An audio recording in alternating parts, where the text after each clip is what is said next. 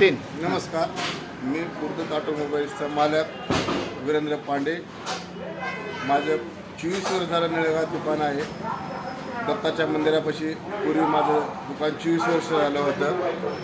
आता काही तांत्रिक अडचणीमुळे मी नळेगाव येथील महात्मा बश्वेश्वर चौक पाटील पेट्रोल पंपाच्या समोर आपलं दुकान आलेलं आहे.